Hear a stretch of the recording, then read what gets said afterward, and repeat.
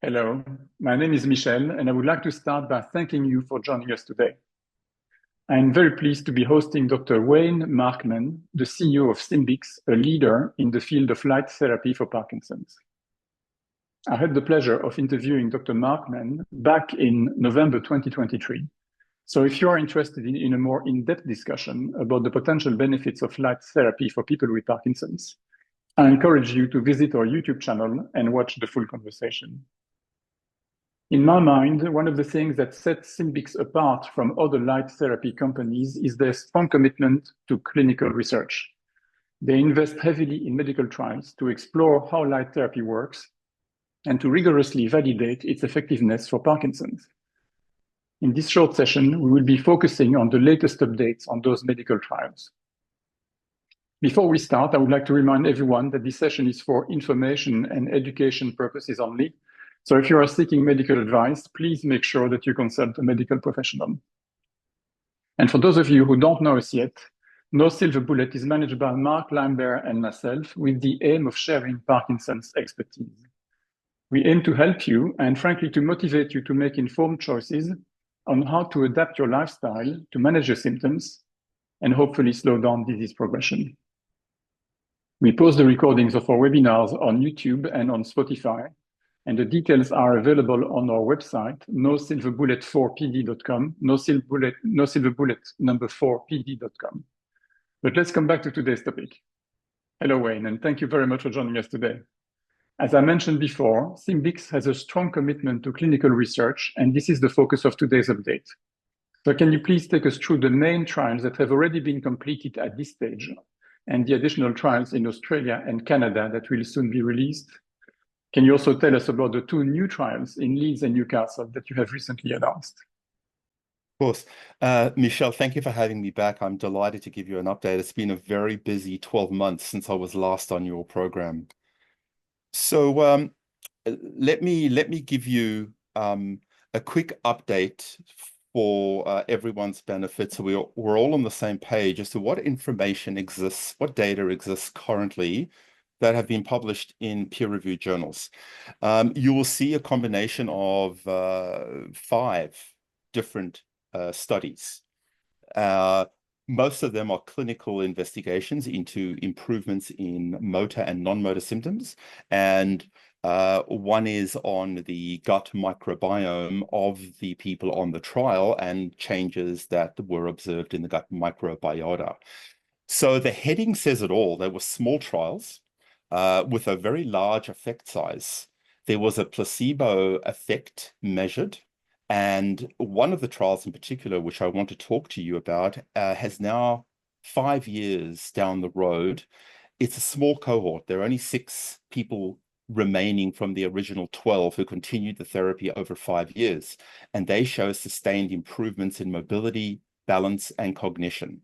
So the very first trial that was published in BMC Neurology, that was a 12-week trial which showed a very large effect size. So you had statistically significant changes in a variety of symptoms, but this trial did not have a control group. Okay, so the question around placebo is a very fair question. Then that trial was then followed up at years 1, 3, and 5. And the very bottom of the slide, you see the publication again in BMC Neurology, and that shows sustained improvements in all of the symptoms over a 5-year period. So that is quite a remarkable result. And that's why we have here 5 years of neuroprotection in the title. So we're not claiming this is disease modifying yet. We need to repeat this in larger studies. The other trial I want to point you to is the trial that was completed in 2023.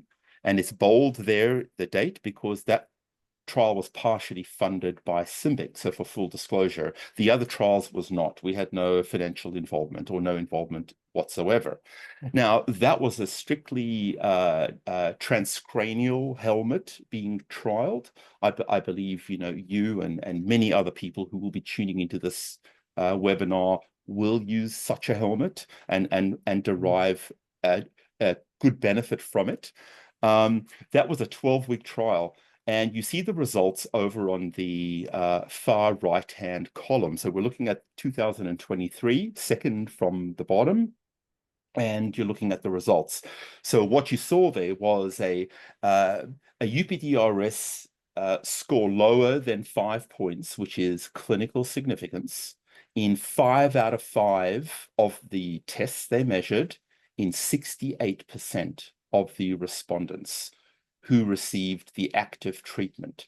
So of the half the cohort of the 60 people, 30 received an active helmet, 68% had a lowering or a decrease in their MDS-UPDRS score of greater than 5 points in each one of 5 different categories, which is a remarkable outcome. That is a significant response, positive response. But we also saw a placebo effect, not in all 5 scores, but in one of the 5. So just for everyone's benefit, the 5 measures were upper limb coordination, lower limb coordination, tremor, gait, and facial expression. So only the lower limb coordination, and I can't explain why, improved. But you had a very strong improvement. So there was no clear statistical difference between the active group and the placebo group. Okay, so that wraps up the trials conducted so far. Good effect size, small groups, definitely a placebo effect. And we're now getting indication that those who remain on the therapy stay well over at least a 5-year period. So this informs the new generation of trials, which I'll get to now. So there are 2 pending trials. There is a 60-person trial in Canada that is finished. In fact, the results are being reported tomorrow. So 24 hours from now, we will be able to put the results up on the website and we will have those. I'm not privy to them. I'm not on the scientific team, but it will be presented in New York City in 24 hours from now at the World Congress on Parkinson's disease and related disorders. So that International Association on Parkinson's and related disorders, that will be presented. It will be published, I would say, in the next 4 to 6 weeks in a peer-reviewed journal. I don't know what the results are, but we're talking now. Remember the issues with the previous trial or trials? This is now a larger trial, randomized, controlled, placebo arm, and after an initial 8 weeks, a group that had the placebo then received the active treatment. And we'll bring those results to you, but those will be pretty important results. There's a second trial that has now completed. They don't have a presentation at this conference because this was done in the College of Physical Exercise and Physiotherapy, and it's not movement disorder. But it was on a Parkinson's cohort. And what this trial does is it looks at the impact of exercise on its own, exercise plus light on its own, and then a placebo group. So a sham light therapy. And we will see if light enhances exercise, if the combination of exercise and light is strongest overall. And if you reduce exercise, does light compensate for that reduction in exercise? Now, we're not proposing people stop exercising, but there's some very interesting results. We will bring those to you. The trial's completed. We just don't have the published data, so I'm not privy to the results. But we're talking about a couple of weeks for both of these trials. Okay. Going forward, let's talk a little bit about the key research questions that remain unanswered. One is, can you scale this therapy? Remember, we have now, in terms of Parkinson's customers, I would say, around 5,000 people using these devices in areas and countries where they're cleared. What we need to do now is show that this treatment can be scaled in a large trial. So the number 2 item on the screen is a large scale, and I'm starting with number 2, then I'll go to number 1, a larger scale clinical trial, randomized, placebo-controlled, with a population of between 80 and 100 subjects. It will just be focused on the SYMBYX gut laser. They will measure non-motor and motor symptoms, as well as motor fluctuations. We have been invited by Newcastle University in the UK. I know there's a Newcastle in Australia. I'm in the original Newcastle University in the UK under Professor Nicola Pavesi, who is a neurologist at the Centre for Research and Aging Unit, CARU. They will be running this clinical study, starting to recruit over the Northern Hemisphere summer, and this will be our first blinded control trial at scale. Now, they will be collecting, and I'll go back to the previous slide, they will be collecting microbiome, blood, and saliva samples from subjects as well. So this will be a 6-month trial. There will be baseline tests, there will be 3-month follow-ups and 6-month follow-ups. And remember, this is an at-home study. So subjects use the devices at home. We measure and track compliance. They come back into the clinic and then they're put through a variety of tests. The primary outcomes will include MDS-UPDRS Part 3, as well as a whole bunch of other tests for non-motor, sleep, constipation as well. Those are the 2 key outcomes that we will be measuring. Now, I'll go back because Leeds University are playing 2 roles. So Leeds University will be looking at the samples, the biologic samples and the microbiome, the fecal samples from the Newcastle trial.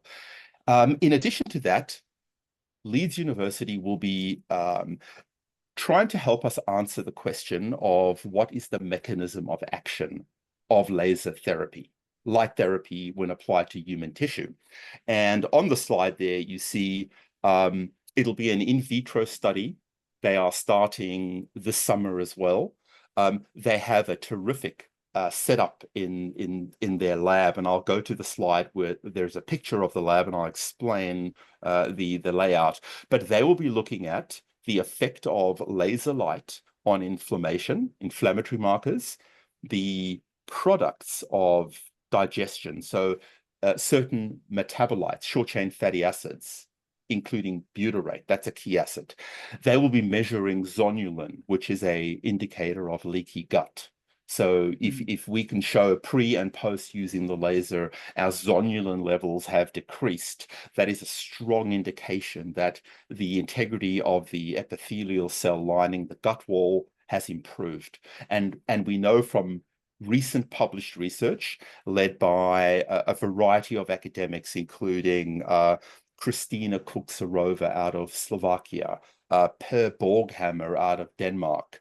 They have published on body-first Parkinsons, Parkinsons that starts in the peripheral versus the central nervous system, the gut-brain axis, and the transmission of alpha-synuclein proteins via the vagus nerve to the brain. So I think it's very well established now, Michelle, that the gut is a key player in Parkinson's pathogenesis and progress, especially with respect to idiopathic Parkinson's.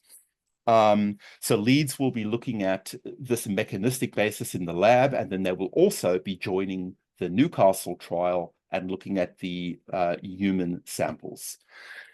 In addition to microbiome changes and the outputs of the microbiome, as we discussed, as well as the gut wall, they will also be looking at immune cells and the immune cell functioning, because Parkinson's is also regarded as an autoimmune condition where you have a noxious stimulant, a toxin, and that toxin could be, repeated head trauma in the case of Muhammad Ali, the boxer, the late great boxer, or exposure to glyphosate and or paraquat. And I know Bas Blom and others are very active on social media trying to raise awareness. And I think the last quote that Bas made was, you cannot exercise your way out of toxin exposure. Okay, so that exposure, that noxious stimulant, initiates an inflammatory response, and that inflammatory response sets off a cascade of biochemistry that becomes chronic inflammation. And then the scientists that talk about gut first and the gut-brain axis, they've explained this really well. In fact, it was presented at the World Parkinson's Congress.